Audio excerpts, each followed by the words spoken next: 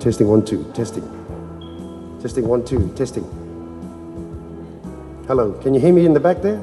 Testing 1 2. All good? Yep.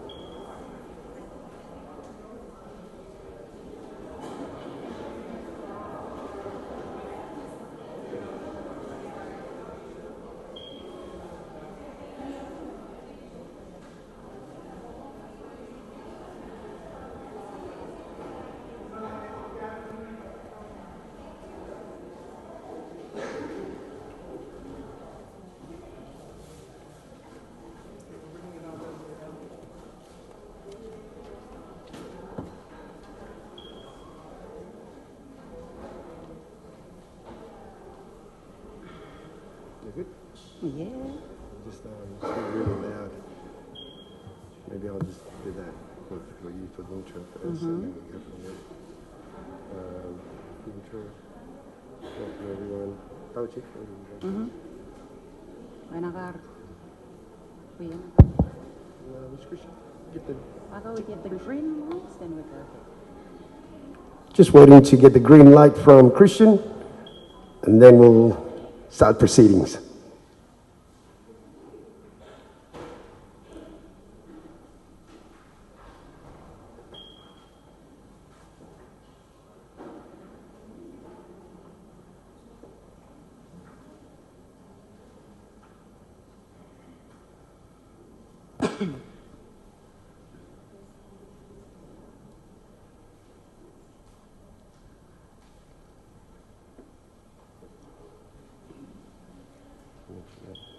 Chosen. That's the pre-pageant. Oh, Mama, that's maybe they are. Cool, that's what we did. Can I go? Yeah. No, I can.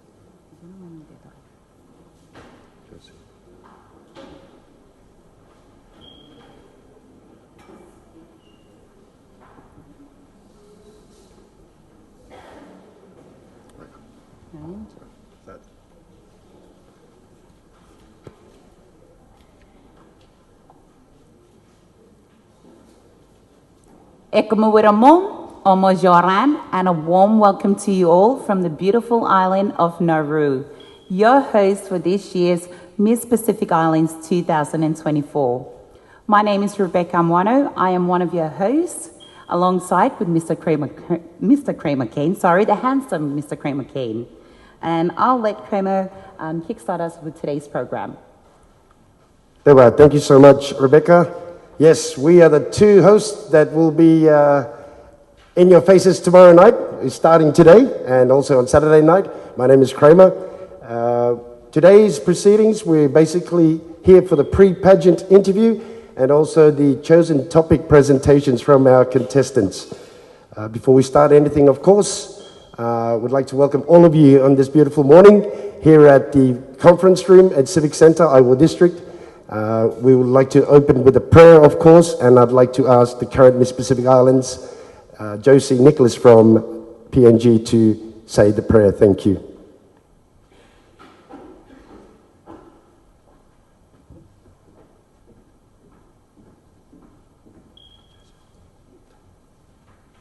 In all things, we have to give thanks to the Lord above. Let us all bow our heads in prayer. Dear Heavenly Father, we thank you for this beautiful day. We thank you for the gift of life. And we thank you for all the islands that have gathered today. And we thank you for our beautiful contestants that will be presenting during their pre-pageant interview today. Lord, all wisdom, knowledge, and understanding comes from you. We offer our beautiful contestants to present today everything that they have prepared. Lord, we give it all to you. May our listeners be inspired. May our listeners listening from all across the world be inspired. And may our contestants have the strength, wisdom, knowledge, and understanding, all fruits of the Holy Spirit to shower over them today. And may we all share that love and kindness and support towards our contestants. Lord, we give you praise, glory, and honor for all the many blessings you continue to bless us with. And we offer this first prejudging category into your hands. And we ask for nothing but your love over today. And we make this prayer in no other name, but in the mighty name of Jesus we pray. Amen.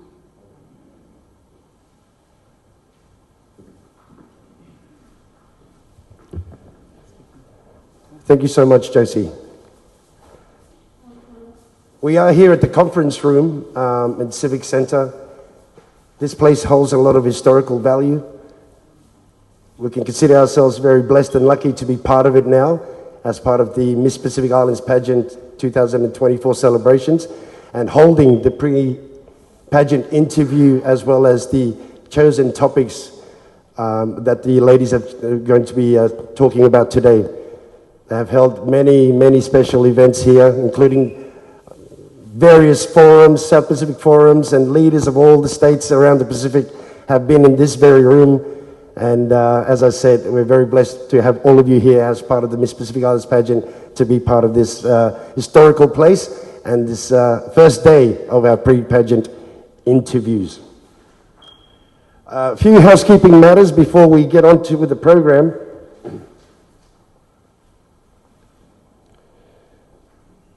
I've been advised to tell you guys too also that the housekeeping matters involve, please, all phones to be switched to silent now, in case you haven't done it already. All phones to be switched to silence. There will be no noise or distractions while contestants are doing their presentations.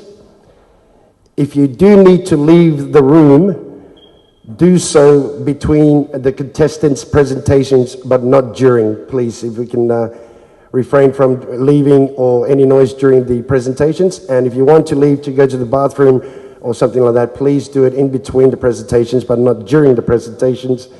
And if you can keep the applause after the contestants' presentations till the end, after the contestants' presentation. Another housekeeping matter also, the bathrooms are in that corridor. If you walk out the doors, the long corridor, the bathrooms, men and women's toilets, at the end of the corridor on my left side over there, you'll see the door towards the big long corridor over there. Yep.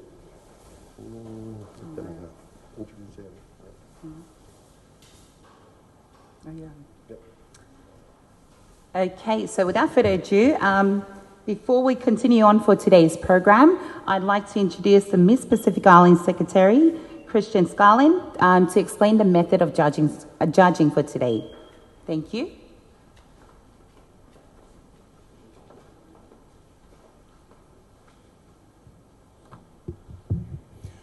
Mojanan, and good morning, ladies and gentlemen. Before we kickstart our first judged event of the Miss Pacific Islands Pageant 2024 here in the pleasant islands of Nauru, I'd like to go through the judging criteria for the information of the contestants as well as all of you present today.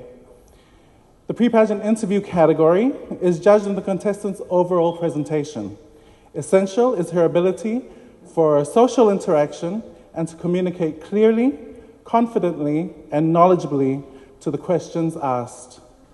Earlier in the week, the contestants selected their topics, which they will be presenting on today, and each contestant will be given 5 minutes to present their selected topics. As soon as they begin speaking, their time will begin. When the contestant reaches the 4-minute mark, a yellow card, Tracy, if you can please lift the yellow card. Yellow card will be lifted by our timekeepers to indicate that they have 1 minute remaining. When they reach the 4 minutes and 30 seconds mark, an orange card will be lifted to indicate you have 30 seconds remaining and that you should be wrapping up. When you reach the 5-minute time, a red card will be lifted and held up until you are finished, indicating that you have gone over time. Where a contestant exceeds the time, she will be penalized 1 point per 1 to 10 seconds. So if she goes over by 1 second or 10 seconds, she will be deducted 1 point. 11 seconds to 20 seconds, that'll be 2 points, and so forth. These points will be deducted from the main judge's combined scores at the end. After her presentation, she will be asked 3 questions by 3 of the different judges. So contestant number 1 will be asked a question by judge number 1, judge number 2, and judge number 3. Contestant number 2 will be asked a question by judge number 4, judge number 5, judge number 1, and so forth. There is no time limit for answering the questions. And with that, I'd like to wish our contestants all the very best for their presentations. Tabwa, thank you very much.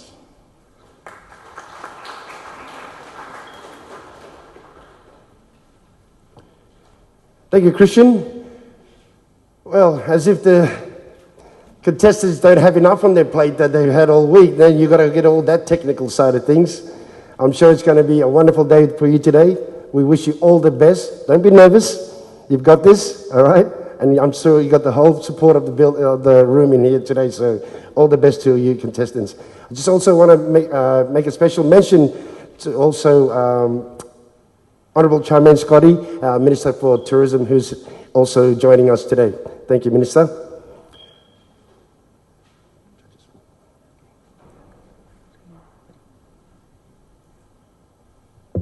Now, next on our program, we'll be introducing our judges. So, starting with our judges, I do like to just clarify, so we do have 2 different panels of judges. We have the main judges and also the special awards judges. For today, we'll be introducing the main judges. And our first judge on the panel is Ms. Kauai Oppenheimer Rima, sorry, my apologies. Kauai is a former Miss Nauru. She is an active member of the Nauru Youth Council and is committed to promoting gender equality and women's empowerment on a global scale. Welcome, Ms. Kauai Opanamaruma. A round of applause, please.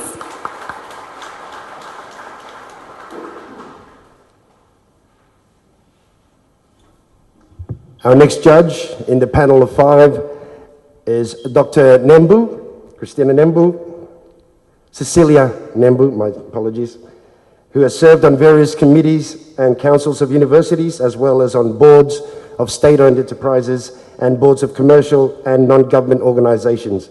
In 2020, the government of Papua New Guinea recognized her services to higher education in PNG by a Queen's Birthday Award of Officer of the Most Excellent Order of the British Empire, OBE. Please welcome our main judge from the panel, Dr. Cecilia Nembu.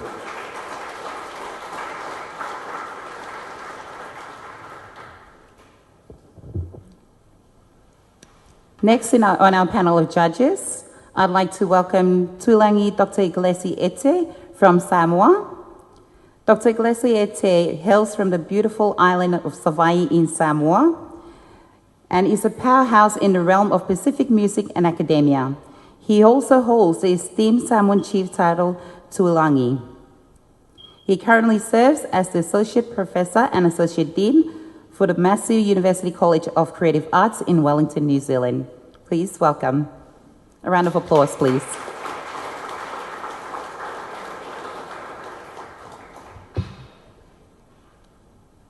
Very talented man indeed, this guy.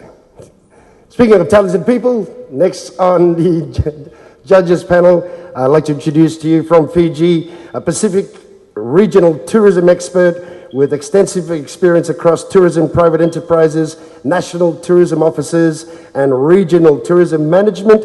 He has served in senior tourism leadership roles, including his most recent engagement as chairman of the Pacific Tourism Organization and chief executive officer of the Kiribati Tourism Authority, none other than Petro Manufalau.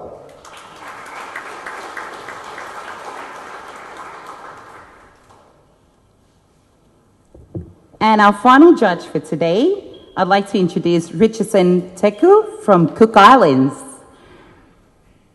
Richardson founded a small Pacific-inspired clothing line called Varu and is now not a part only of the local market but also in international Pacific fashion events. I'd like to welcome Mr. Teku. Thank you. A round of applause, please.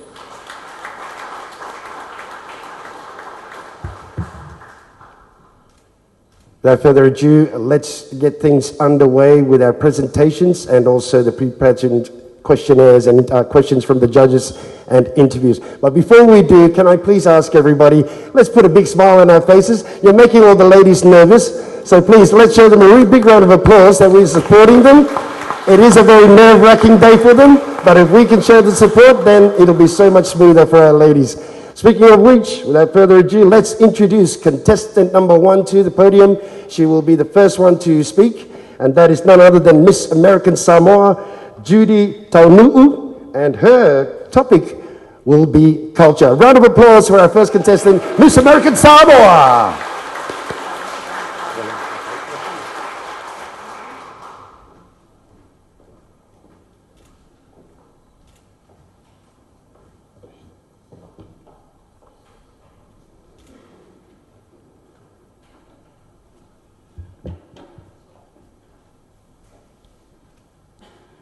Samoa le ula o te tiwai, lo matango fie wa longo fatutu ilai, le vasa pasifika longa nganae, so upa olo e ta iluma o te maluai. Surrounded by the largest ocean in the world, we share our diverse wealth of culture through customary practices of singing, dancing, and chanting our emotions of pride in our people and land. It is often said that the evolution of culture has elevated to almost nothing. No culture, no language, no hums of our pride and the identity of who we are as a Pacifica. Culture is what defines us. Culture is who we are as Pacific Islands. Culture is why we continue to fight today. Our everyday practices are performed and executed through our native tongues or ngangana. The colonization of our Pacifica today has introduced us to many benefits of living, but it also helps us to come with a price. We have forgotten who we are. We have neglected our customs. We are slowly adapting to their ways. One aspect of our cultures that I believe we are slowly losing is the beauty of our spoken cultural language. Today, the decline of our language and our culture continues to grow because of our limited voices at the table. We have faced the struggles of banning their native languages, relocating to other foreign lands because of our hospitable hearts to welcome all people. And the colonial language has asserted its power within our local governments, economies, and schools. It starts in the home. Speak our native language in our homes. Let's retell the family stories and heritage in our homes and communities. Language is the roadmap of our culture. It tells you where its people come from and where they are going. Words of Rita Mae Brown. As we utter our warm greetings, Ma'alolele, Yakwe, Ali, Ekwareomo, Hai, Talofa. We display a united front as a Pacifica nation, as our languages separates us from the rest of the world. Today, I would like to propose a few simple solutions that I believe can help us preserve our native tongues. I first would like to commend all our Pacifica writers who have started this initiative of preserving our spoken languages in their published works. However, I would like to encourage anyone, writers and culture enthusiasts, to safeguard our languages and transfer knowledge onto paper. Publish more to work in our native languages for the future generation. Secondly, the American Samoa Department of Education has administered a dual language curriculum for the past 15 years in the local schools to enhance fluency in both English and Samoan. Therefore, I urge all the Pacifica leaders and stakeholders to follow suit and safeguard our native languages so that it may be instilled in our growing generations. And lastly, let us promote and create inter-island and community events to celebrate the beauty of our native language and culture. Let's continue to advance events such as Polyfest, We Are Samoa Festival, Te Wila Festival, Moso'oi Festival, and many other initiatives that will promote this act of cultural preservation. These celebrations will serve as platforms that will enrich the beauty of our languages and empower every Pacific Islander. In the words of Lemalu Simi, educate yourself enough so you may understand the ways of other people, but not too much that you may lose your understanding of your own. Try things palangi, not so you may become balangi, but so you may see the value of things Samoan. Above all, be aware and proud of what you are so you may spare yourself the agony of those who are asking, what am I? I, Judy Fa'afetai Taunuu, and I humbly ask, act now to preserve language as it also helps preserve culture. Thank you.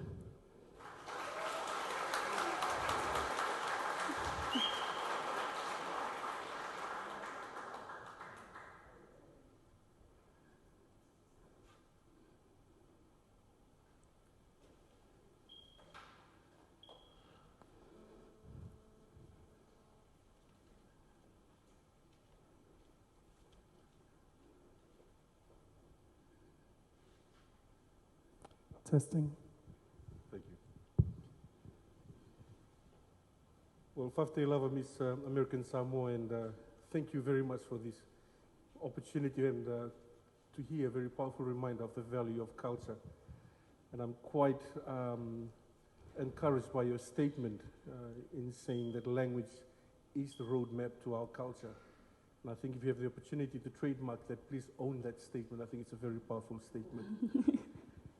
My question, or rather, not a question, but I'm intrigued to learn a bit more of where you're coming from in terms of culture. You stated the challenge that we have in terms of the colonial language and the indigenous language. And my question is, in your opinion, in an era where colonial language or the ability to speak the colonial language well is deemed as an indicator of Western concept of success, which most of us aspire to, how would you draw the balance between making sure that you perfect that aspect of language, but still staying true to your cultural identity through your own language? Sorry, would you please repeat the question? Sure. You've spoken on colonial language and how it's been put through to us in such a way that we have to disregard our indigenous language. However, in this era of where colonial language is still the universal language of and indicates or assists in your ability to succeed in what most people see as the Western concept of success in economic or in the global environment, how would you draw that balance between succeeding in that ability to express yourself well in the colonial language, but still master the art of your traditional language so that you remain deeply rooted in your culture? Well, that's a very interesting question. Thank you for the question. I would say everything starts at home. Our first steps, learning to talk and walk.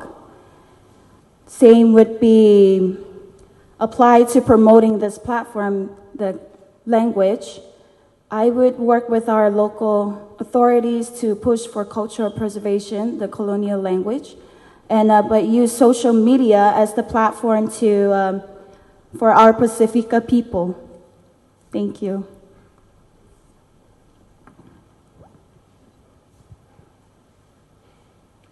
Thank you for your presentation, Miss American Samoa. That was beautiful, very encouraging, and heartwarming. Loved it. So my question, you mentioned in your statement, we need to continue, our Pacific culture, continue the living of our culture, the beauty of it. So for my question, honestly, should we be able to continue teaching our younger generations in school as well? I mean, you did mention should all start from home, but, should we be allowed to teach our younger generations in schools too? I mean, how do you feel about that? I believe that we should all work together as a community to educate our young generation, and especially for the parents. They should know, teach our younger generation for our language, because they should know that our language, our culture is very important for us, because without our culture, with our language, there's no culture. Without our culture, there's no language. And I believe that we should, with our parents, they should all teach each other for our younger generation to learn more about our language and our culture. Get them prepared. Beautiful. No, love it. Thank you. Thank you.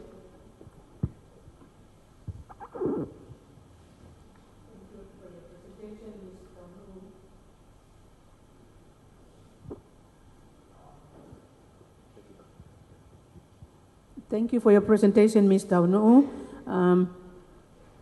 I agree with you that we should preserve our cultures via the use of language, first in our homes.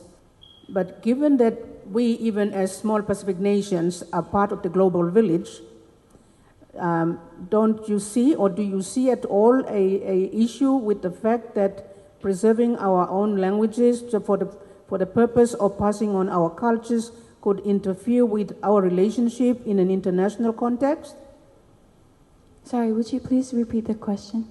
Okay, my question is, I support you that language is very important and we should sustain our cultures by using our languages at home. My question is about being members of a global village. All islands in the Pacific are members of the global village. In order that we can interrelate with the rest of the world, we need to be able to learn other languages as well, including the colonial languages. What is your attitude towards having to learn other languages? You're asking about the solution? Okay. In my opinion, I believe the best solution is to publishing text in our native languages. This way it'll be available for generations to come, whether in our local libraries, but also available online. And I know that us Samoans, we have two languages, like I speak for my the presentation earlier, English and Samoan. And I think we should, we still, in our education, we still have to learn both languages, English and Samoan. And I think that's the best solution for us to teach our younger generation. Thank you. Well, that has completed the 3 questions from our judges, and for you as well, Miss American Samoa. It is always nerve-wracking to be the first one on stage, and I think she did a fantastic job. We thank you so much for your time and your topic.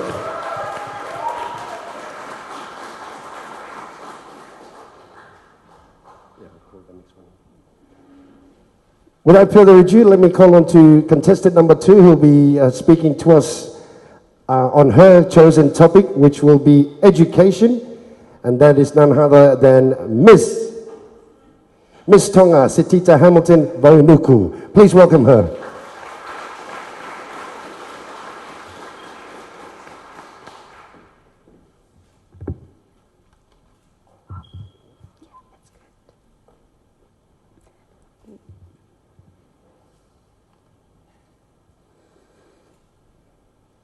Eko Moemoana mo, maloe lele, and warm Pacific greetings. First and foremost, I would like to thank our Heavenly Father for the opportunity that He has given us to be here today. I am Sitita Hamilton Vaenuku, and I proudly represent the Kingdom of Tonga. My topic for today is education. What is education? We have known education all our lives, from early childhood all the way to adulthood. Education has always been with us, whether it was formal or otherwise. For centuries, our ancestors' lives revolved around education. Education is and will continue to be foundational to human life. So what is education? Education is the glory of God. God allows our minds and our hearts to be educated. It is by His will that we learn physical skills, build mental capacity, and develop a whole being so that we can glorify God and serve others. Education is never a mere knowledge. It is wisdom that begins with the fear of the Lord and understanding that flees from evil. There is a saying in Tonga, ko api ai ulwaki api ako. One's first school is home. As a Pacific family, we share this. In the most remote villages, near the ocean, in the homes and the plantation, or the mountains and the highlands, our family, our churches, our villages, and our tribes educate us. Our formal school system educates us in science, math, politics, law, and technologies beyond limits. Our Pacific home teaches respect, sharing, loyalty, and humility, the moral teachings that are key to the Pacific people in order to journey the vast ocean of life. The quality of education in the classroom and education in the home is a defining balance of the Pacific woman. I come from a very humble home. My family livelihood is through farming fruits and vegetables, and selling it at the market. Both my parents did not complete or finish their high school education, but it was their dream and goal for my siblings and I to have a better education than they did. My humble upbringing and my parents' sacrifices for my education has contributed to shaping who I am today. What is core to the Pacific way of education is paving the path for children to learn, then returning home to serve and to give. Each in its own way that's always rooted in selfless serving, because what is taught when they are young will never leave them when they grow old. As such, our Pacific education must continue to be truthful, inclusive, and remain light of hope for our Pacific children and youth, to sharpen their minds and foster their hearts. And of course, there will always be challenges, but together we have always found solution, because our Pacific way is not about me, myself, and I. It is about God and my country, our mine inheritance, our love for our God and service for our people. Our Pacific ancestors fearlessly navigated this vast moana that connects us all. They had different tools to overcome the challenges they face. For us right now, we are our ancestors' greatest dream. Never stop learning, because life never stopped teaching us. And I also encourage you to share your learning, share your experiences. This is how we ensure education continues. Education is a tool to be a better influence for good in the world and influence change to those who come after. In conclusion, I would like to share a quote from one of the church president, Ezra Taft Benson. Let us never lose sight of the fact that education is a preparation for life. Preparing for life by building personal integrity, developing a sound sense of values, increasing capacity and willingness to serve. Education is the glory of God and serving others. Tu'a fatu, and thank you very much.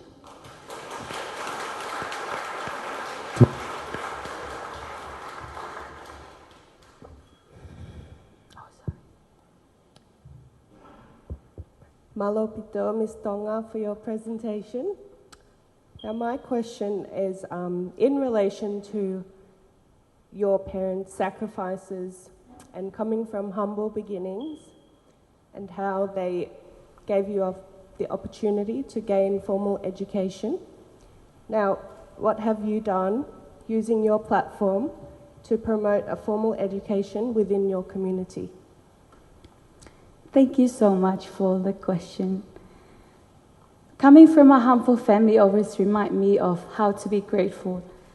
And I have the chance to be able to visit schools back in Tonga as Miss Heilala and trying to encourage every young generation, every student, to remember who they really are and to remember where they come from. So with that platform, I was able to receive few messages sending how grateful they are for sharing my experience. And I never shy or ashamed to share my humble upbringing so that it can connect to those that needed to hear it. Thank you.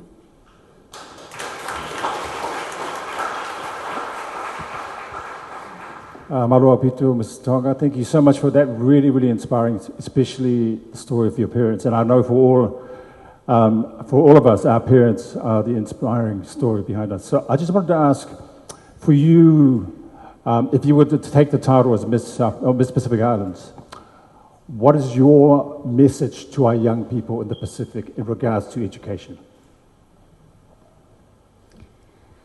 If I will be taking the title to be Miss Pacific Island, my message to the young generation, it would be, know who you are. Know who you are as a son and daughters of our loving Heavenly Father. Know who you are as a Pacific woman and man. Know who you are and where you come from. When you remember that, you will never tend to deny any opportunities that you have to further your education. No matter you're coming from a humble home or a rich family or whatever the background you are coming from, but knowing what you are and why you are here on this earth will make you go further no matter what. You will go until you reach the limit and make your family and parents proud. Thank you.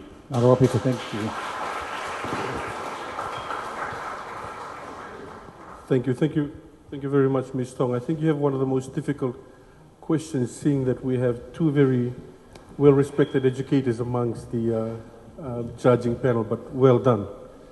And I think on that note, Dr. Ngelesi also stole my question, so I'll rephrase my backup question for you. In today's modern era with regards to technology, and we know we are always talking about how the digital transformation has a lot of negative impact. I would like to hear your opinion on how you think the Pacific can better use technology as a means of educating more Pacific Islanders as opposed to just classroom teaching. Thank you. Thank you so much for the question. I believe that nowadays technology has the latest update for everything and make us access to things more easy. Before I joined at the Pre-pageant platform, I was able to take in online classes to BYU, Hawaii, Utah. And this platform, through technology, even though I had so many responsibilities with being a Miss Heilala and also my family, work issues and all that, but the technology has helped me to balance my time. I can still have time to be with my family, time to study, and time to learn. So I believe, and I'm a really fan of technology. It is a great tool for us to use it for our education, no matter. And plus, it is cheaper because I don't have to go to on campus to pay that amount of money that my parents couldn't afford. But through this platform, technology, I was able to continue my studies and able to be an ambassador for Tonga for the time being until I will be able to go to on campus and continue my education. Thank you. That concludes our questions from the judges.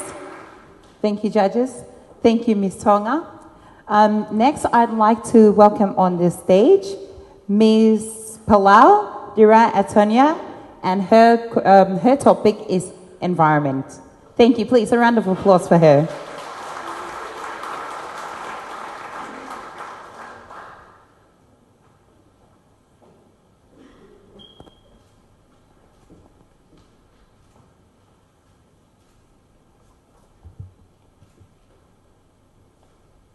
Ekamawi Romo, Ali, and good morning to everyone. I am your contestant number 3, Dee-Raya Antonio, and I'm your Miss Palau. My topic today will be on environment. And as we know, environment is a very broad subject, but it's very close to my heart. To refresh everyone's memory of a science class that we've probably all been familiar with, environment is everything that surrounds us. From the land, to our people, to the waters, to the air, and to the skies. It gives us life. And the environment has given us unique ways to live our lives as Pacific Islanders. We live off of the environment, and until this very day, we still rely on it heavily. We rely on it for food, for water, medicine. If you name it, chances are it comes from our environment or is a product of our environmental resources. But the question is, what have we given back to our environment? Throughout the years, as our lifestyles have changed, the environment has been something very important to us, but we've had an impact on it as much as it affected us.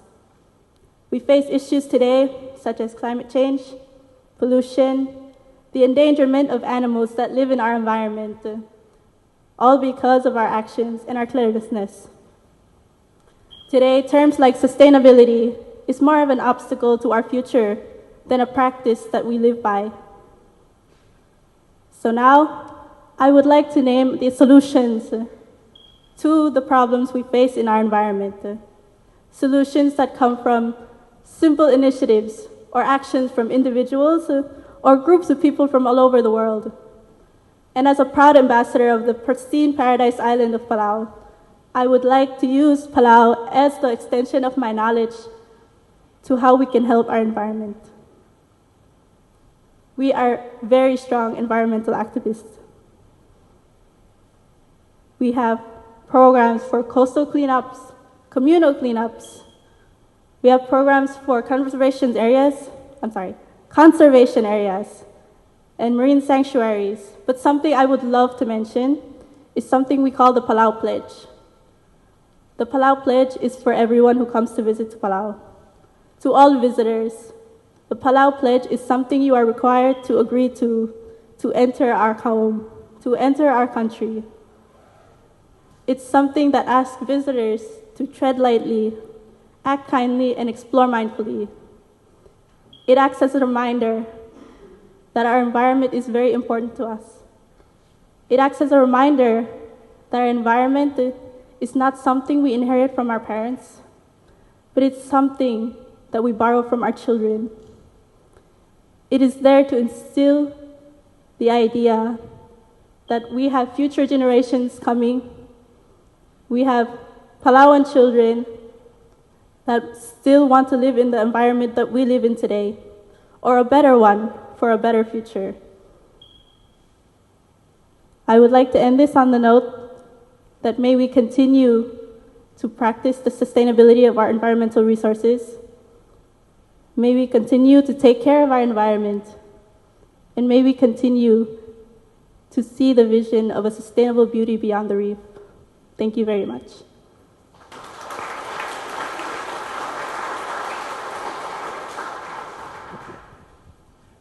Thank you, Ms. Palau. That was beautiful.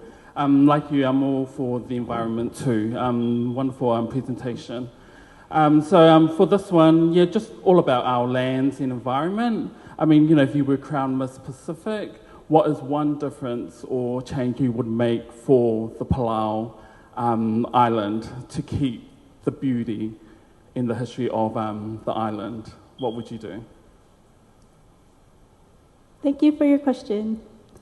Palau right now is a very strong environmental activist country, as I said. We have many programs that already protect our land. There are already existing agencies that instill the conservation and preservation of the environment we have in our home. So what I would do is just promote the existing agencies. I would use my platform to influence those who don't know about what we already do for our country. Thank you very much.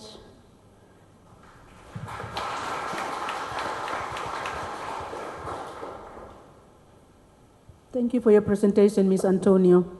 I admire what you are doing in Palau, your Palau Pledge, and the other strategies that you have taken. I am interested in how you might extend some of these concepts and ideas across other Pacific islands and to the rest of the world, because the environment, as we know it, is actually the cause of damage to the environment is caused by industrialization, and it's affecting us here in the Pacific. I wonder how you can extend or apply your Palau Pledge to the rest of the Pacific islands. Thank you so much for your question. I was really looking forward to answering a question like that. As I mentioned, the Palau Pledge is something we're very proud of. And as far as I'm aware, there are already countries that are taking similar actions to it.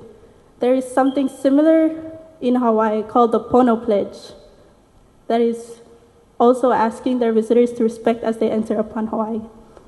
And I would continue to use my platform again to spread the news and awareness of what we can do for our environment. There are many initiatives that Palauans already take that have already spread across other Pacific nations. Something called the Blue Prosperity Initiative has also been instilled by Palauans towards other Pacific nations. Thank you.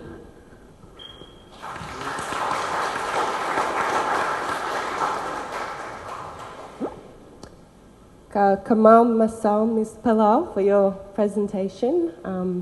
It's very, very passionate, and yes, I love the Palau Pledge. I think that would be amazing to be adapted to most of our Pacific Island nations. So my question is, if you were given the opportunity to be Miss Pacific Islands, how would you help the nations find a balance between political and financial demands for our need to preserve, the Pacific Islands and our beautiful countries? So Thank how you would so you, much. oh, sorry, do you want me to elaborate? Like, how would you use the involvement of the government and private sectors to help promote the preservation of our environment? Thank you so much. So, Palau is a very tourism-heavy country, and our tourism heavily relies on our environment as well. Tourism is a strong source of our income, and I believe it can be used to help also spread awareness. When visitors come, we are also required to sign the Palau Pledge, as I said. It helps spread awareness that we need to respect as we enter upon a country that is not ours. So I would use my platform to help encourage visitors, or just the locals even, to preserve and respect the environment around us. Tourism is something that heavily relies on our environment back home. And by taking care of it, it benefits us financially, it benefits us internationally, and it benefits us locally. Thank you. Thank you, judges. Thank you, Ms. Palau. Please, another round of applause for all our ladies. It is not easy being on stage, and they do not only represent their home country, but our home region. So with that said, I would like to welcome on stage the next contestant number 4, Ms. Nauru, Rosita Rokobuli.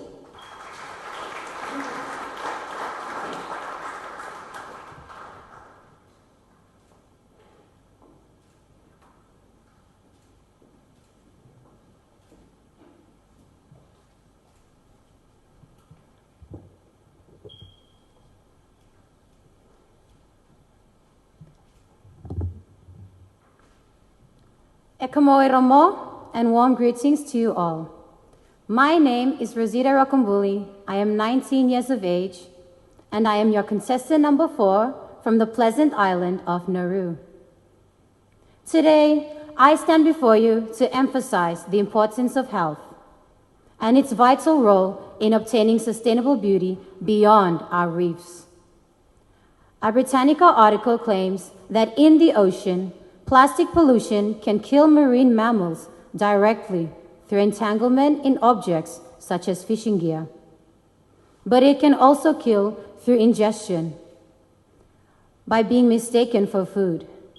This is a fundamental fact, as many Pacific Islanders live off the marine resources in our great Pacific Ocean. Impacts such as this will greatly affect the quality and abundance of marine life available for local islanders to obtain from their own shores.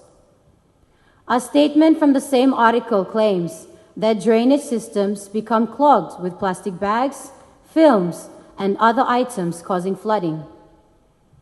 Flooding, like many other natural disasters, will lead to the contamination of water, making it undrinkable.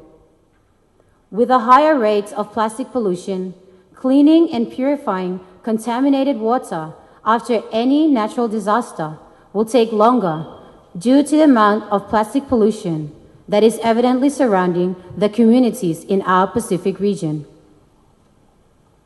Over the years, plastic pollution has greatly impacted on the health of many Pacific Islanders.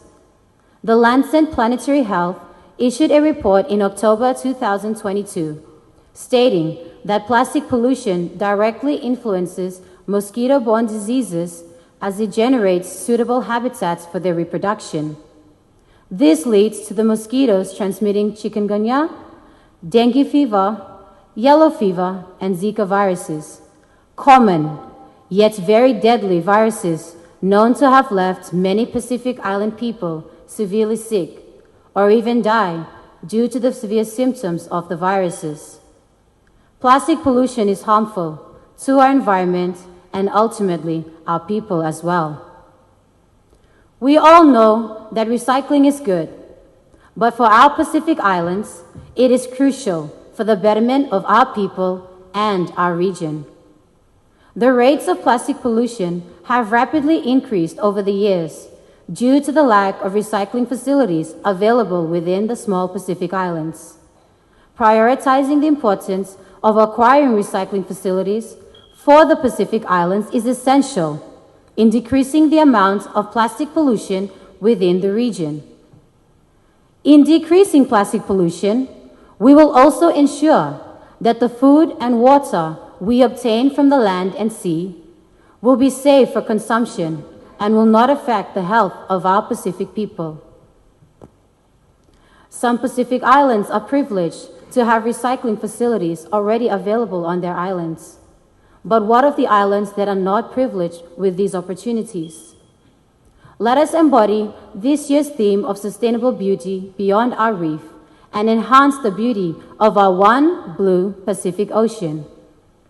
We are blessed to live in a region of stunning natural beauty, rich cultural diversity, and vibrant community spirit. Our islands are more than just places on a map. They are our home, our heritage, and our future.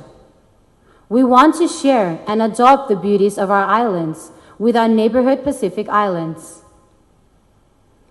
who are also our friends, our partners, and our family.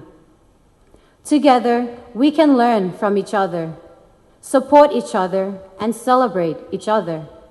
Let's embrace the sustainable beauty beyond our reefs and the bonds of our Pacific family. Matabai.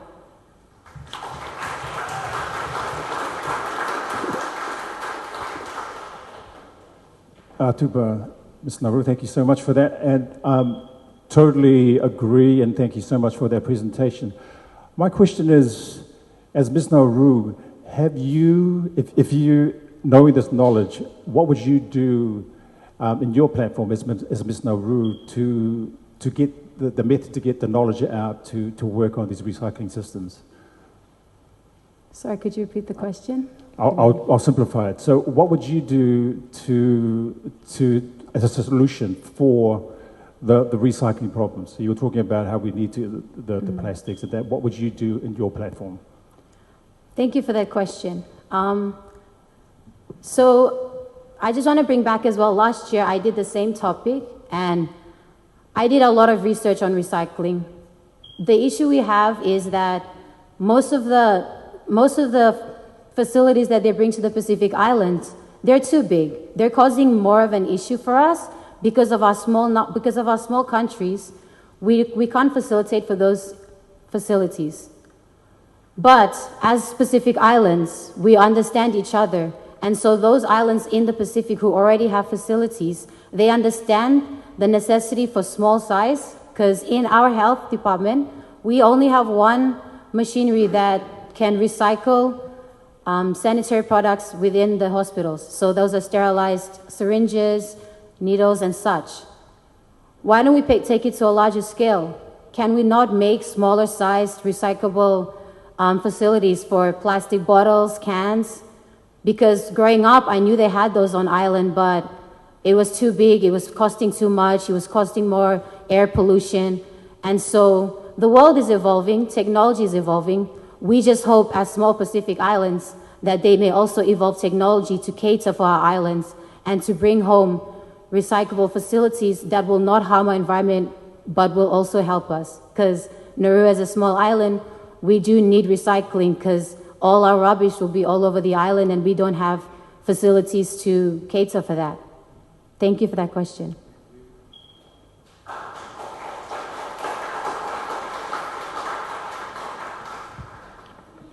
Thank you very much, Ms. Nauru, and again, I'd like to concur with my fellow judge in how eloquently you've put your presentation across, and I particularly enjoy the fact that you've linked environment to health, and the two are very much correlated. And we can see that here on Nauru, as judges, we've enjoyed a very clean Nauru.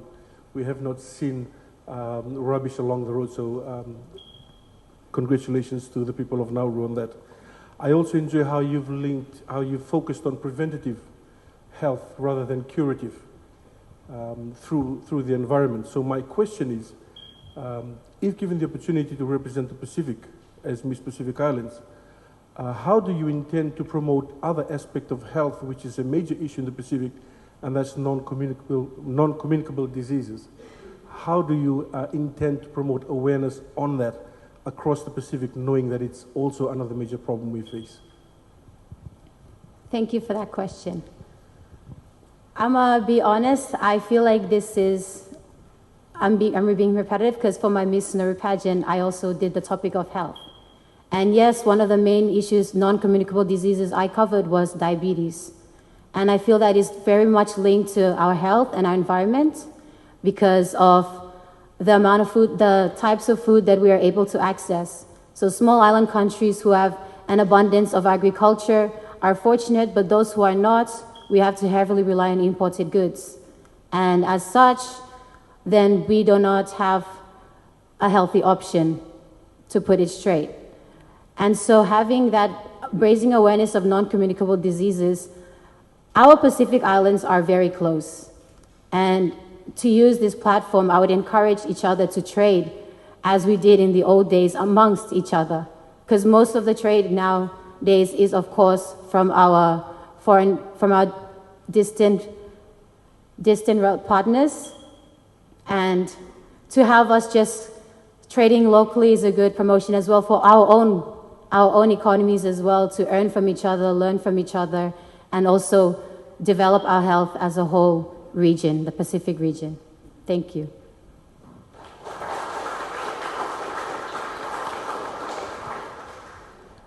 Thank you, Ms. Nauru. That was a beautiful statement. So in regards to health, I think, yeah, I mean, like you said, it's very important as a one, being Pacific. So, I mean, my question is, honestly, would you consider, you know, if you were to be Miss Pacific Island, would you consider creating a campaign for health and well-being and, I mean, you know, and connect with our fellow Pacific Islands and neighbours to better our environment? I mean, how important would you say that is to you, being Miss Pacific Island? Thank you.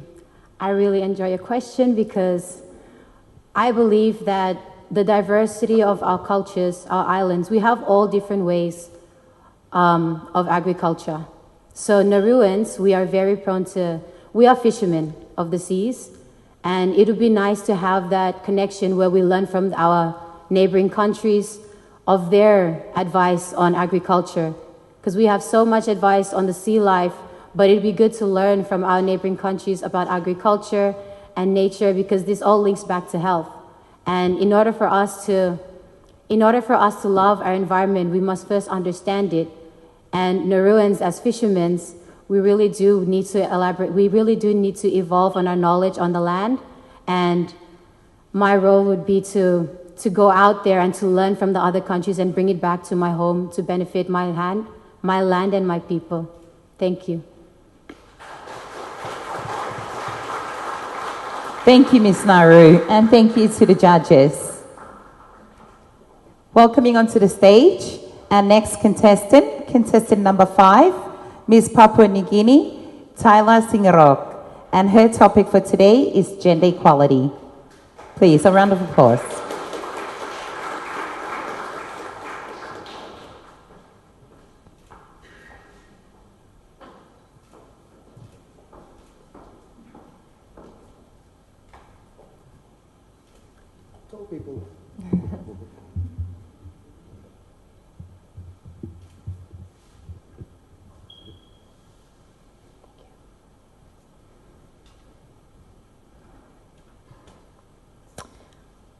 Imagine a Pacific where women are not confined to the sidelines, but rather walk hand in hand alongside our men as equal partners in the forefront of decision making. Ladies and gentlemen, I stand here before you as Miss Papua New Guinea with my topic on gender equality. To start, gender equality is not just a women's issue. It is a human rights issue.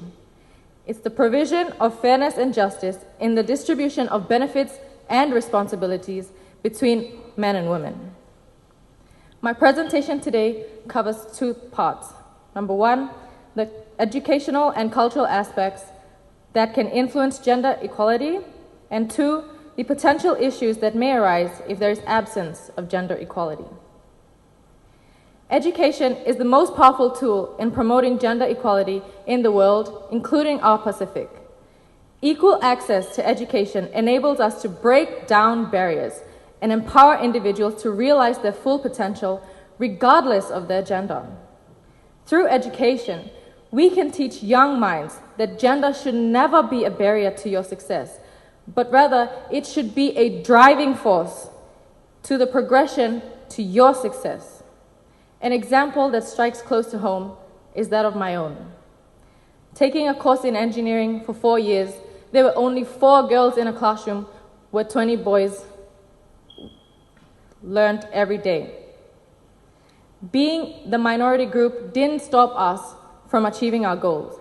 Instead, it empowered us to reach that finishing line together so that we would be in a better position to control our own lives, while also encouraging other girls to pursue careers in STEM or essentially male-dominated fields. Now, the Pacific region is as vast as its ocean and culturally diverse. Culture is very instrumental in shaping beliefs and behaviors towards gender equality. It can either reinforce gender norms of inequality or challenge and transform them.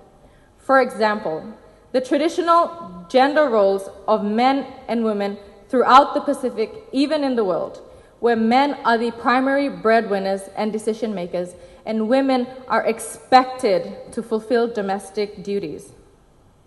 Deep-rooted culture norms often dictate strict roles for men and women.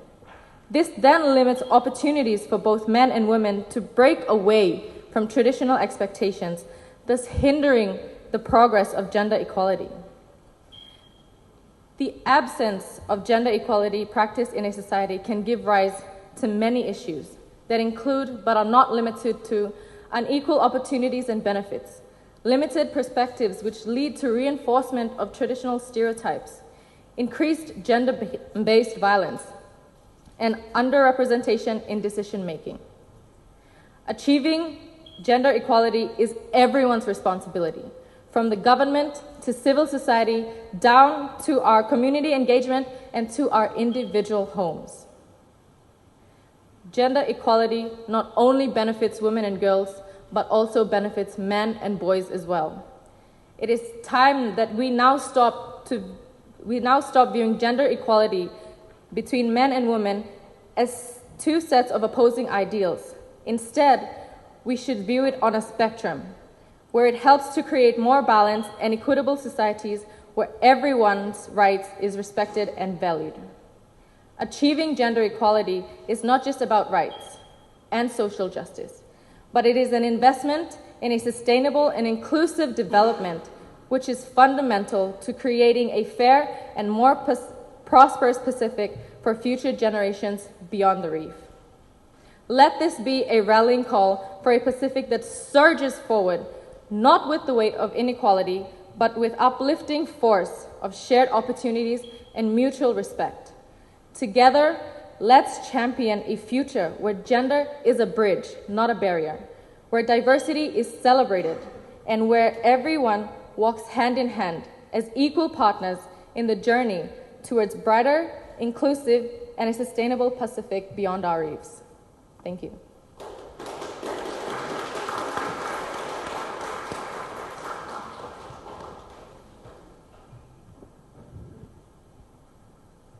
Thank you, Ms. Singirok. I like your presentation.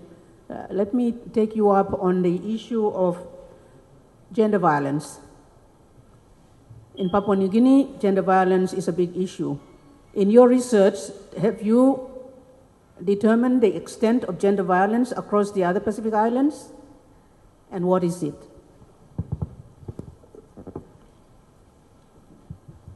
Thank you for that question. To clarify, you are asking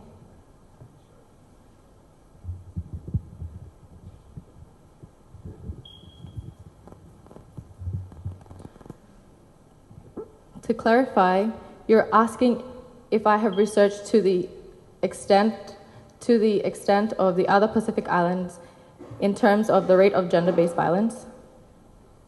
Yeah, basically, gender violence is an issue within gender equality. It affects your ability to go to work. If you're hiding from your husband or your spouse or something, it has big impact on the equality, participation, equity. So I wonder whether in your research you have established that what the situation is like in other Pacific Islands, the issue of gender violence. Thank you. Gender-based violence is not only exclusive to Papua New Guinea. It is known all throughout our community, even in the world, apart from the Pacific region. In terms of knowing the extent in the other Pacific Island countries, I would not be in a good position to answer that because I have not lived there. I do not know the norms in their societies, but I can speak on my own. Back in Papua New Guinea, it's true that we face gender-based violence. Many women are confronted with this problem almost every day, or it is a norm in their daily lives. The real question would be, how can we, as a community in Papua New Guinea, address that first? We have to fix our own backyard before we can extend solutions out to the Pacific Island nations. Thank you.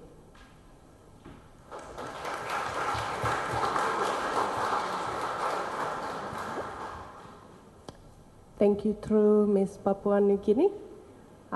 Excellent presentation. My question is, as Miss Papua New Guinea, how have you championed this message of breaking barriers when it comes to gender equality within your community or your country? Thank you. I would like to answer that in a personal context. I took a course in a male-dominated field, mining engineering. As I mentioned, there were only 4 girls in that class that contained over 20 boys. It is daunting walking into a classroom every day, seeing the ratio of men is to women. It doesn't add up. So how have I advocated for gender equality in those terms? I would say we are capable. Women are the most capable species on the planet. And it is true. Just because it is a male-dominated field does not mean we cannot thrive in it. It all comes down to resilience. It all comes down to our values, our passion, what we want for ourselves. So in order to advocate for that, you have to be strong. You have to believe in yourself, because no one else will believe in you, except for your close family and friends, of course. But the power comes when you believe in yourself. That is when you can advocate, or you can practice advocating for gender equality. Thank you.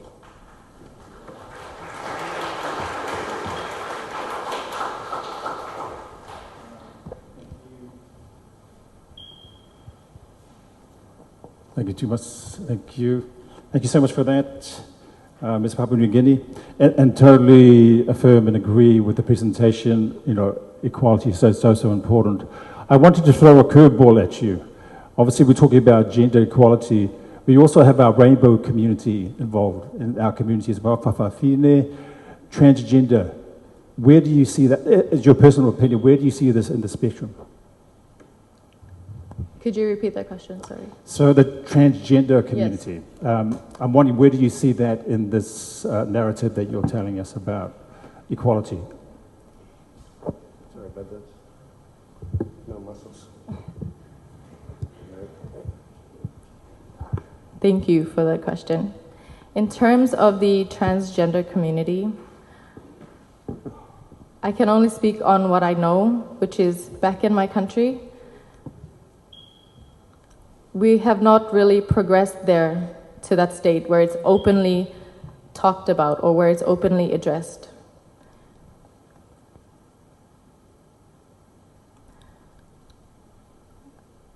I believe that the other Pacific Island countries and the world has gone ahead on doing that in that space of acceptance. In Papua New Guinea, we are still yet to reach that. So I don't have any personal experience, but I can speak on the fact that coming here to Nauru, I've actually met incredible Fafafines, if I'm mentioning it correctly. They're sitting in the crowd right now. Beautiful, beautiful souls, beautiful people. They embrace you just like how we would embrace them, or how I would hope that we would embrace them. Thank you.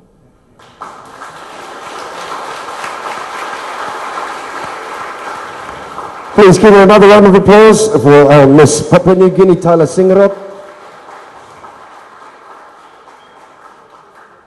All of our ladies so far have had very, very hard topics to discuss. They're all integrated with each other. They're all connected somehow. And you did a fantastic job with that too. Thank you. A very hard topic to discuss. And so far, all of the ladies have been doing a great job. Speaking of which, our next contestant is from RMI, Republic of Marshall Islands, Miss Claret ChongGum.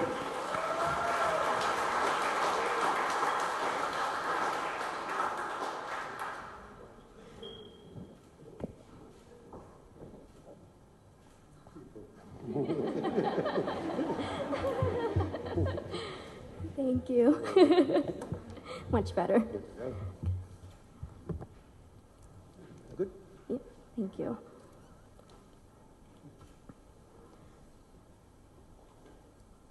Honorable Minister Charmaine Scotty, Honorable Minister Bremedy Lakjon, Miss Pacific Islands Pageant Board members, distinguished guests, and fellow Pacific Islanders, I convey warm greetings of Yahweh on behalf of the people of the Marshall Islands. My name is Claret ChongGum, your contestant number 6. I am from the Marshall Islands, where we come from Bogumna, or coral and sand. But it is also a testament to our resiliency, because despite many challenges that have been brought to our shores, world wars, nuclear testings, and now climate change, we are still here. Small, tiny, but proud Pacific Islanders, proud Oceanians.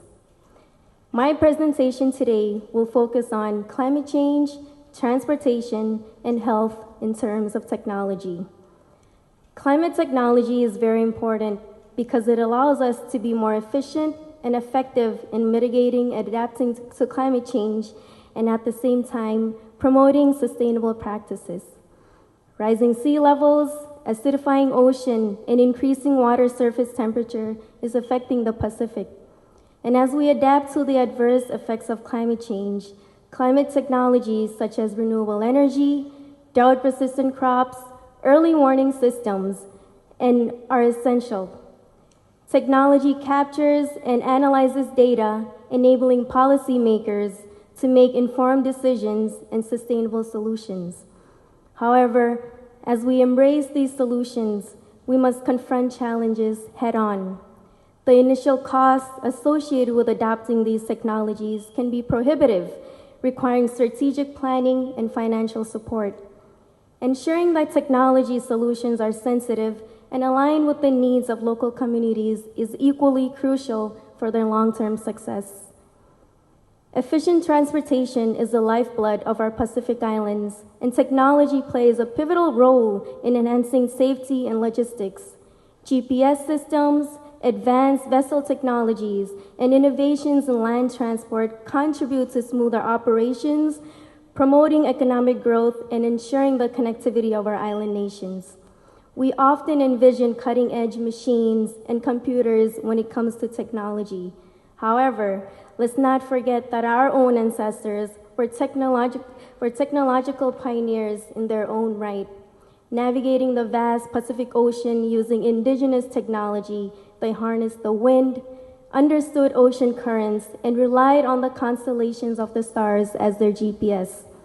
And in the spirit of honoring our roots and advancing towards a sustainable future, I am proud to share an initiative in the Marshall Islands.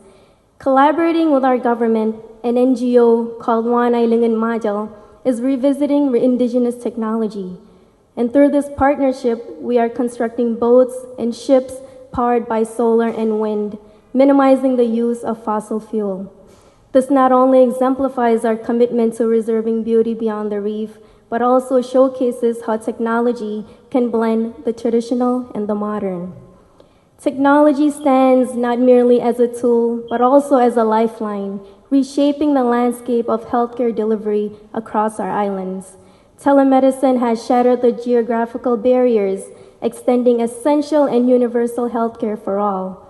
Technological advancements have improved health information systems, upgrading from electronic health records to artificial intelligence.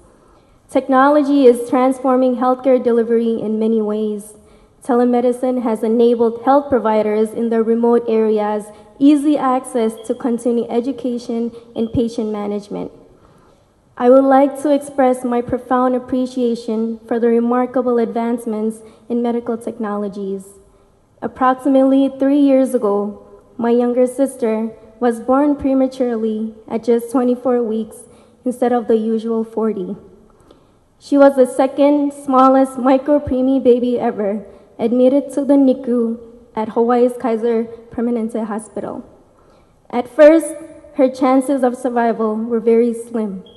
However, through the divine intervention of our amazing God and the advancements in medical technology, the dedicated healthcare professionals were able to provide her with the critical care that she needed. And as a result, my baby sister triumphed and returned home healthy. In conclusion, technology is a powerful ally in our collective journey toward a resilient and prosperous future. And by overcoming challenges and harnessing its potential, we can build a Pacific community where every individual, regardless of geographical location or background, can thrive in the digital era. Together, let us navigate this transformative path, ensuring that the benefits of technology uplift every corner of our very diverse Pacific home. Thank you. Komotata.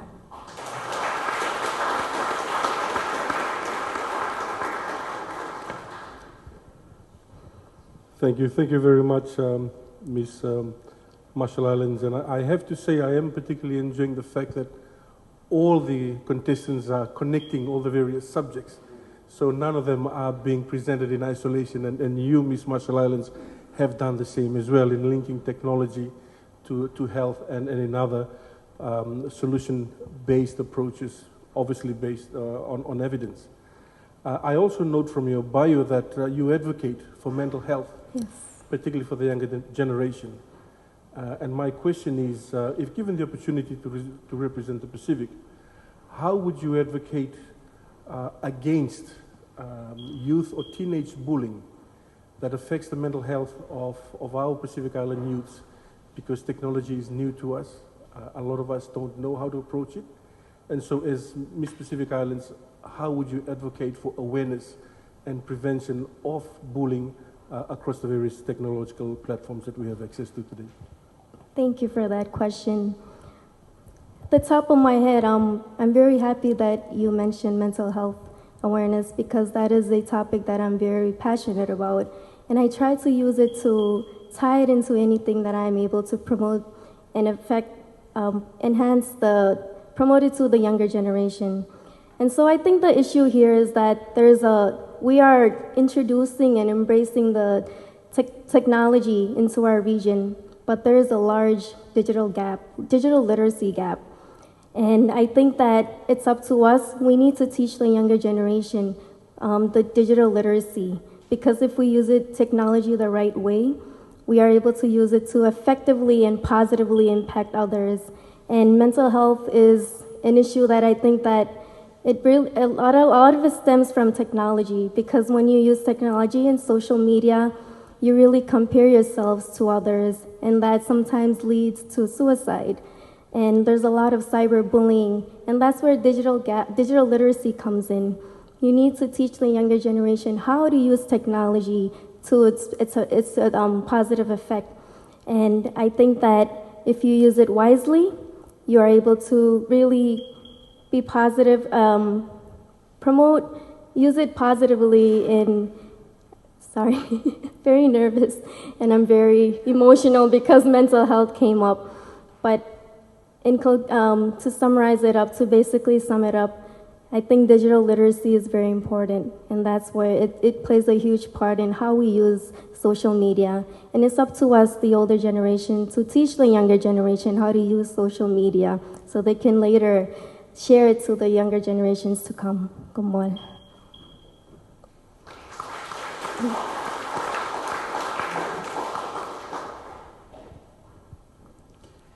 Thank you for your beautiful presentation, Ms. Marshall Islands. There was a wonderful statement. So this one, I mean, you did mention in your statement about having, technology involved with climate change and in health. So for me, what's your perspective of having technology involved with education? With education? Yeah. I think technology is very important in terms of education. I think that technology is inevitable. Technology is advancing at a very constant rate, and it's inevitable not to be able to keep up with the technologies and keep up with the rest of the world.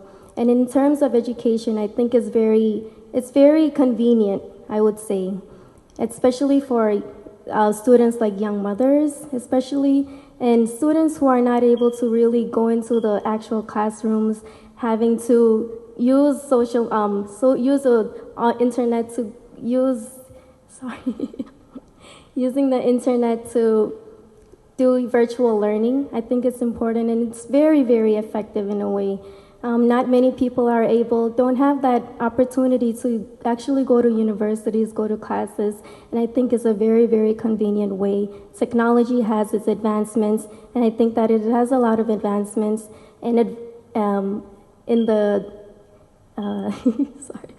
it has a lot of advancements in terms of education. So thank you.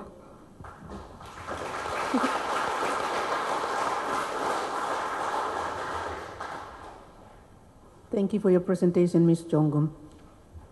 My question to you is I heard you say, yes, technology awareness is a must. But I'm wondering, in your view, how soon you think children should start having a device, for example? How early or how soon should every child have a smartphone or a tablet in their hands? Thank you for that question.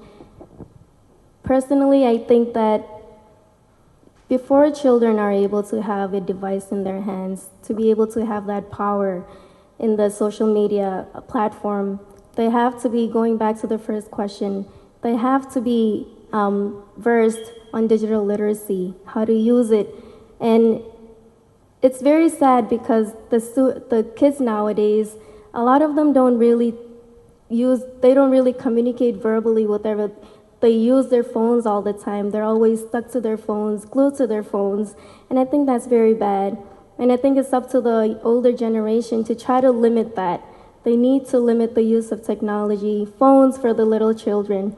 And I think personally that children at the age of maybe when they're teenagers and are able to really know how to use the digital platform, that's when they can actually be able to have phones. But it's kind of a hard question because nowadays a lot of the younger generation, it's like it's inevitable. It's really hard to take the phones away from them now.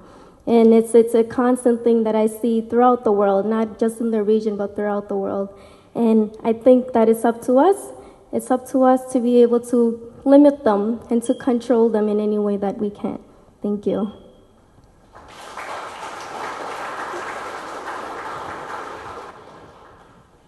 Once again, give it up for Miss Marshall Islands, Claret ChongGum.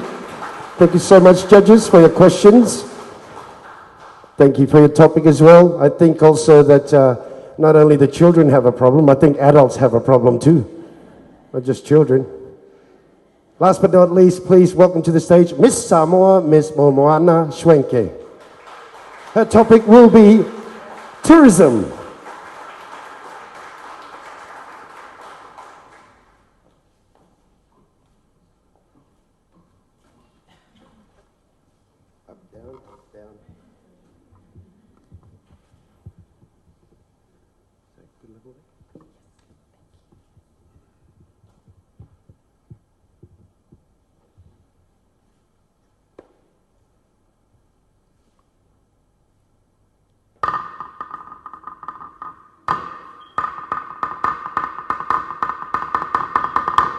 Seule manu ai tangai langalu. Seule manu ai tangai langalu is a Samoan proverb that speaks to the art of bird catching as you set out onto the reef, where our elders would warn the young fishermen on their canoes that in the exciting pursuit of catching the bird, always be cautious of the relentless waves. Seule manu ai tangai langalu. To seize the bird, but be weary of the waves. This proverb is the essence, it is the heartbeat of my chosen topic, sustainable tourism. My key message is that in our pursuit for economic growth from tourism and in our drive to open our shores to the world, we must always be weary of the waves, the relentless waves that can be in the form of a collapse in our culture, an erosion of our languages, loss of traditions, adverse impacts of climate change, and the exploitation and damage to our natural resources. Sustainable tourism is to always have foresight, to have vision for the future and the sustainable world that we hope to leave for our future generations of our blue Pacific continent. Distinguished judges, my sisters representing Pacifica, Oceania, Wansawara, ladies and gentlemen, we are all aware that tourism is a cornerstone of economic development in the Pacific, contributing significantly to the growth, foreign exchange earnings, and employment. The 2019 SPTO Annual Visitors Report reflects over 2.2 million visitors traveled to the Pacific, which generated receipts of up to $4 billion US, contributed to nearly 8% of the regional GDP, and directly employed over 90,000 people in our Pacific region. From my country of Samoa, tourism accounts for 24% of our national GDP and employs over 15% of our Samoa workforce. These are similar statistics across the region because our Pacific Islands have so much to offer. We are custodians of a treasure trove of natural wonders, and our islands are not just destinations, they are living, breathing sanctuaries of our cultural heritage, of resilient people, of unique biodiversity, sacred sites, and so much more. However, as we envision the future of tourism, we must champion practices that nurture rather than exploit. Sustainable tourism is not merely a catchphrase, and we don't need to look far to find solutions. Our ancestors have already laid our foundations, and in the tales of resilience, we can only look to our Pacific family, like in Palau, their commitment to marine conservation, and the Palau Pledge, Fiji's dedication to eco-friendly resorts, the Pacific-wide festivals and cultural arts initiatives such as Te Wila Festival, Enga Festival, Hei Vai Tahiti, Hei Lala, Hibiscus Festival in Fiji. In Samoa, the Alepata Marine Protected Area is among many national parks, reserves, and conservation areas where our unique biodiversity is protected. I believe sustainable tourism is also the transfer of knowledge to our young ones. As Miss Samoa, I led a youth initiative last year, Tawhasila Fa'i, teaching over 400 Samoan young people the significance of our culture through dance, cultivating the next generation of stewards. To foster sustainable tourism in our blue Pacific continent, let us advocate eco-friendly accommodations, promoting responsible travel practices, cultural emergence, and investing in local communities to ensure the positive impact of tourism extends far beyond our own beaches. My sisters, we have the power to influence change. And in the spirit of the Miss Pacific Islands pageant, let our collective efforts in our own nations pave the way for a future where every visitor on our shores becomes guardians of our paradise.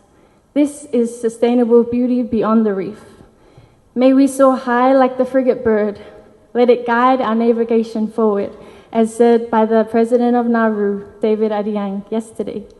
As we forge high and forward, let us remember, Seu le manu a tangai le ngalu. Let us never forget that Pacific people, land and ocean have a connected heartbeat. Let us never forget that it is our duty to fight for our people now, for the land that our ancestors kept, and for our future generations. Soifua ma'ia manuia.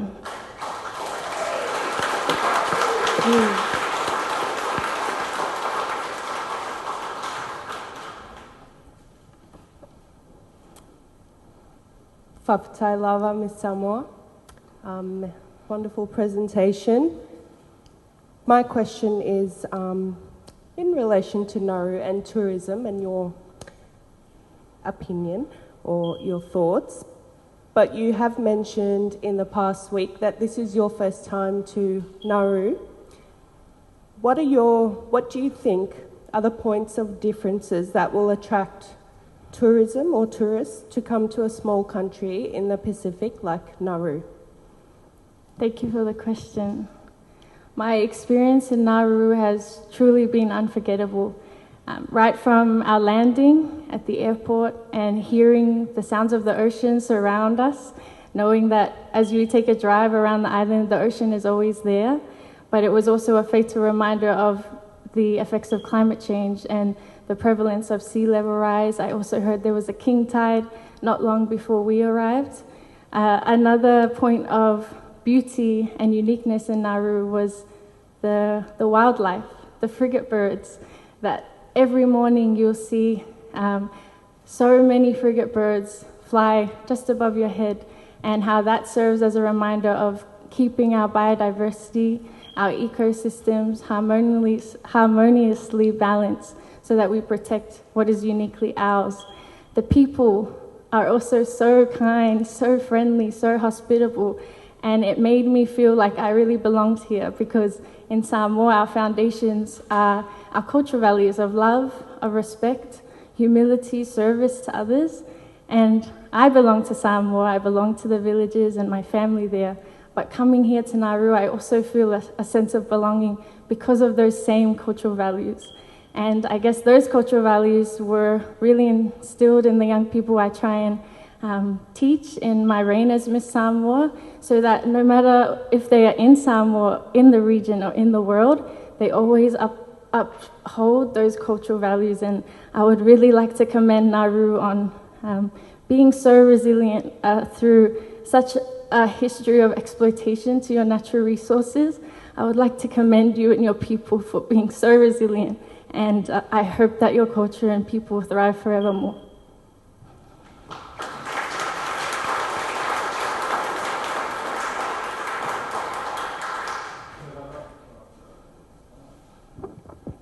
Thank you so much, Ms. Samoa. Love the presentation, and with the pate and the incorporation of the accompaniment Maro Lava. I know that you have a background in performing arts, and we know that Pacific performing arts is very key in our tourism as well. And I'm looking at all our countries. Most of our countries don't have performing arts in their curriculums in the education. And in the Pacific we say we all can sing, we all can dance, we can do that, but what's your view on the fact of incorporating or making creative performing arts as part of our curriculum in the education system Pacific-wide? I believe it is very important to instill cultural knowledge through performing arts in education, in all levels of education. Why I say this is my own personal experience of learning music and dance from around and across the Pacific has been so fundamental into who I am as a Pacific woman. I stand for Samoa, and I love my country, but being able to draw strength from every island in our big blue Pacific continent has given me so much more to live for, has enriched my cultural identity so much more. Dance in the Pacific, it mimics the environment and it mimics everything that is around us. It is also something that keeps our history preserved and perpetuated for generations to come. So I cannot stress the importance of instilling it within education so that our young people can be strengthened in their identity and be able to express themselves. I know that the arts is a beautiful way to express who you are, and it saved me and it saved my life. I've been able to go to festivals across the Pacific, the Hawaii Tahiti Festival. I'm not Tahitian, but I was able to culturally immerse myself and learn the indigenous knowledge and learn so much about how they preserve their environment and how that's also in tandem with fighting and safeguarding their culture.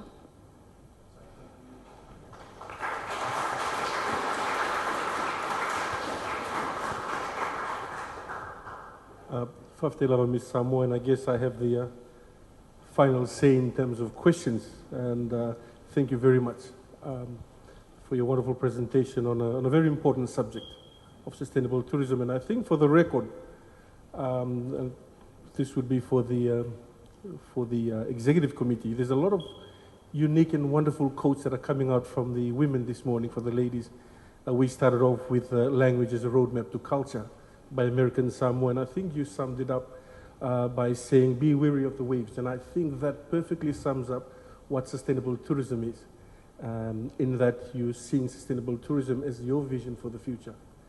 And so my question for you, Ms. Samoa, is, you know, tourism is measured mostly across the Pacific through visitor numbers and visitor spending. And they seem to be the main indicators of tourism growth.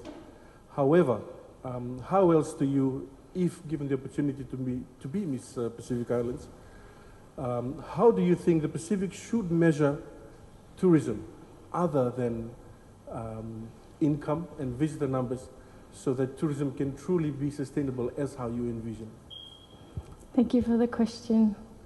I believe that apart from measuring tourism by spending, is by ensuring that we get real life anecdotes from our visitors. And I think this would perfectly show what their experience is like in the islands. I think what brings people to our countries is our culture, is the culturally rich traditions that we have been able to maintain and upkeep despite all of the turbulence and all of the history in the Pacific. I think that tourism is essential to not only record what is in numbers, but to record the personal experiences of families traveling to the Pacific. And I know SPTO's main slogan is empowering Pacific communities through sustainable tourism. And sustainable tourism is seen through eco-friendly accommodation, and in Fiji, this is seen in the no plastic regulations, in the renewable energy, in the solar power fueled hotels that are there. When I was in Dubai for the COP28, I was able to meet Pacific delegations and young people from across the Pacific, and they were able to share with me what strategies they are adopting in their own countries to be eco-friendly. And one of the main issues that we are facing is climate change. And I think that is a big issue that's facing all of our people, but our main attribute is our culture. So although the seas may inadvertently cover our islands and we have accelerated effects of climate change, we must continue to maintain our stories and our dances and our chants and our songs so that we continue our history. So I think, to sum up my answer to your question, really understanding the personal experiences of our travelers is a perfect way to measure tourism in the Pacific. Thank you.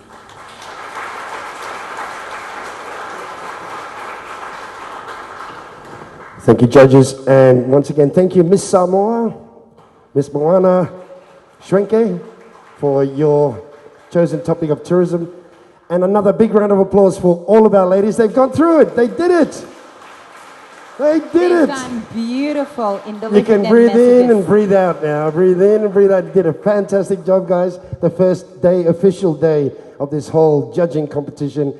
Of course, the main 2 nights coming back. You did a fantastic job. Round of applause again.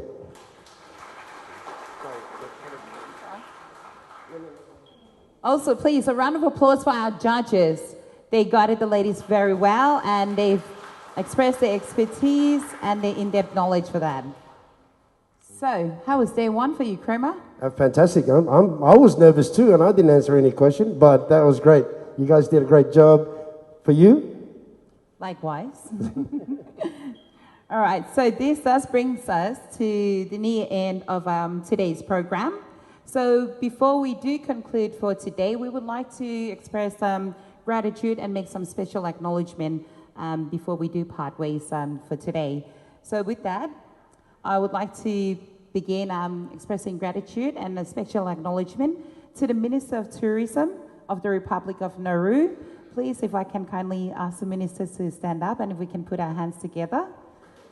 The Honourable Charmaine Squatty. Thank you. She also is a very strong advocate and ambassador for all the topics that have been presented today, not only on the regional scale or national. There you go, see? Another round of applause, please. Also in the international arena. And also here with us today is the Minister Assistant to the President of the Republic of the Marshall Islands, the Honourable Bremati Lakjon. Please, if I can kindly ask you, if you're still in the room, to stand up. There we go. It is an honour and a privilege for both of your attendance today. Thank you. With that, I would also like to give acknowledgement and express our gratitude to our panel of judges. Their expertise and in-depth knowledge guided the ladies today, and also to our regional family, our whole Pacific family. So with that, if I may kindly ask, we put our hands together for each of our judges as I call them. Mr. Petero Manufolau. Please, if I can kindly ask you to stand up. So they can see your face. Exactly. And takes the camera off us. Richardson Teku, sorry. Teku? Is it Teku?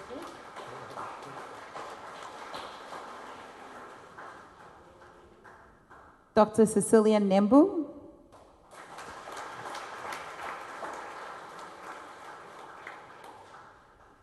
I'm going to get it right this time, Kauai. Mrs. Kauai Panaima Rima.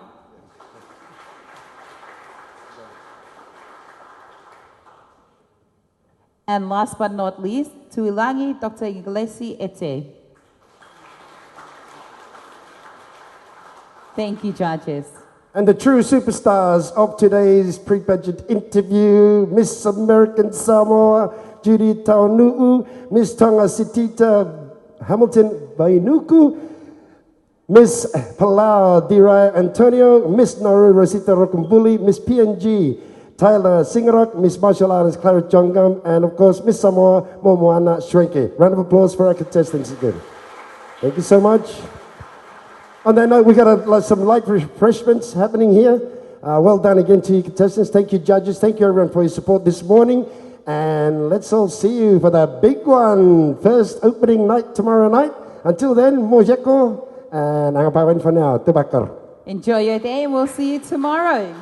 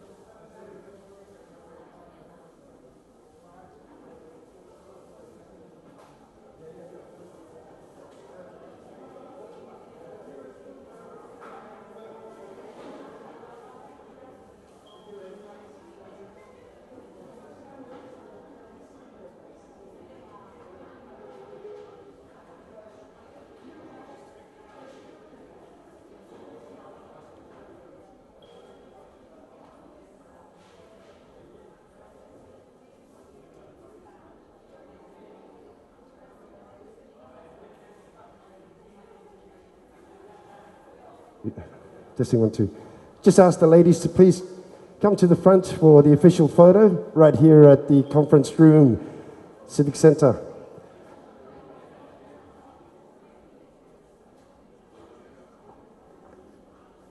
And if I could ask the ministers as well, if they got time to come and take a photo with the contestants as well. Yes. And then yes, there'll be contestants, then the judges. Yeah. Or one big group photo.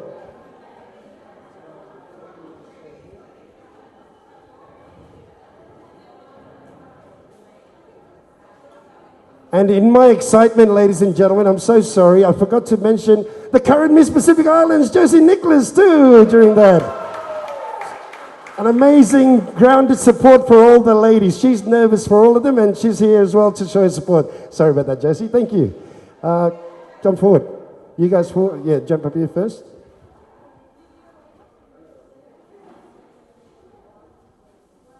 Also, who joined us today is the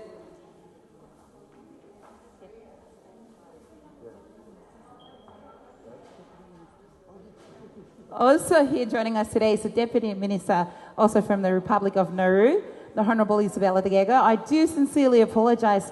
You look so beautiful with your head garland that I didn't even see. We didn't even see. I'm sharing the blame with Kramer here. So please, if we can kindly ask you to join us as well for the official photo shoot.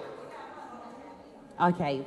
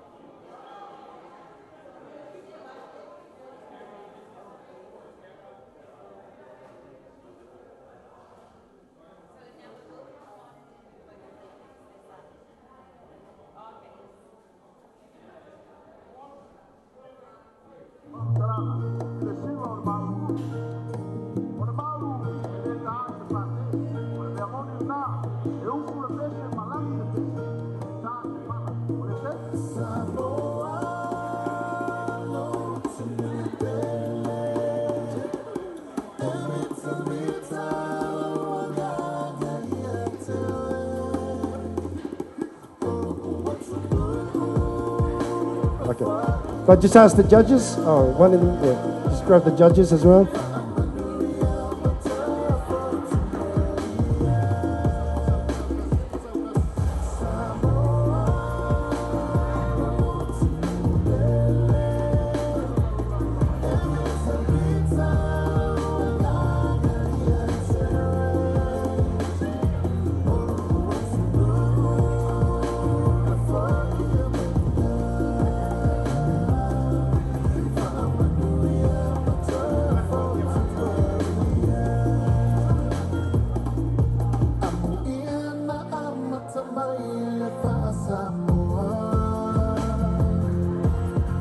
When I say ha ha, you say hee hee. Ha ha.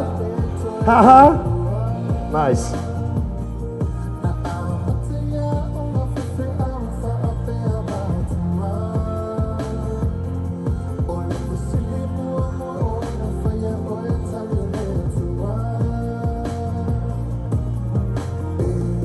Thank you so much. I'll just ask the judges now to have their opportunity to take a photo with the ladies.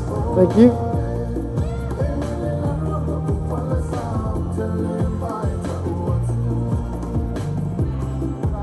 Thank you, ministers. Judges. Thanks, Petro.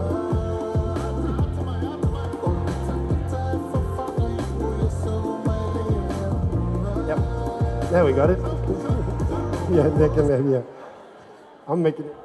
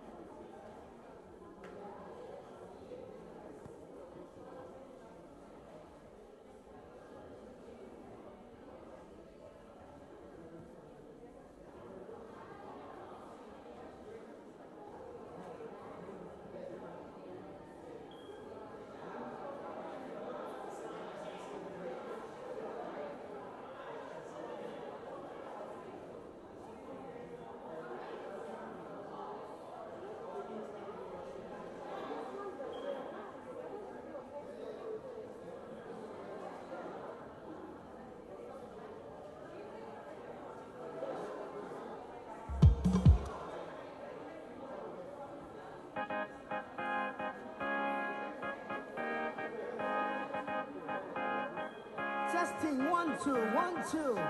Yo. Oh no no.